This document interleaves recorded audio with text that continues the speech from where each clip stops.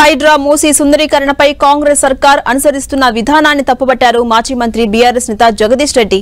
బడేబాయ్ నోట్ల రద్దు మాదిరిగా సీఎం రేవంత్ రెడ్డి హైడ్రా పేరుతో డ్రామాలు ఆడుతున్నారని విమర్శించారు. ప్రభుత్వం అనాలోచితంగా వ్యవహరిస్తోందన్న జగదీష్ రెడ్డి మూసిలో ఏం చేస్తారో ఇప్పటికీ స్పష్టమైన సమాధానం లేదన్నారు. సీఎం మాట్లాడేదానికి మంత్రివర్గం చెప్పేదానికి సమాధానం లేదన్న జగదీష్ రెడ్డి చర్చకు రావాలంటూ డిప్యూటీ సీఎం భట్టికి సవాల్ విసిరారు.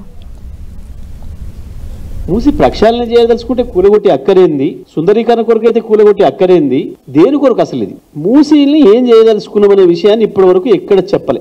పైగా 1,50,000 కోట్లని స్వయంగా ముఖ్యమంత్రి చెప్పినే ఉన్నాయి. నిన్న ఉప ముఖ్యమంత్రి చాలా ఆశ్చర్యంగా ఓళ్ళు చెప్పిండు, మీకు ఎవరు చెప్పిండు అంటే ఎవరు చెప్పాలో వాడే చెప్పిండు. మీకు సోయి లేదు, మీ మంత్రివర్గంలో చర్చ లేదని అర్థం. నువ్వు మాట్లాడే మాటలను బట్టి ముఖ్యమంత్రి మాట్లాడేదానికి మంత్రివర్గంలో అనుమతి లేదని, లేదా ముఖ్యమంత్రి మంత్రివర్గంలో చర్చ చేసిన తర్వాత నువ్వు అబద్ధం చెప్తున్నావు అనుకోవాలి ప్రజలు.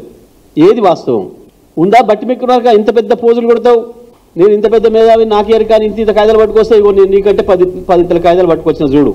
మొదలు పెడదామా చర్చ?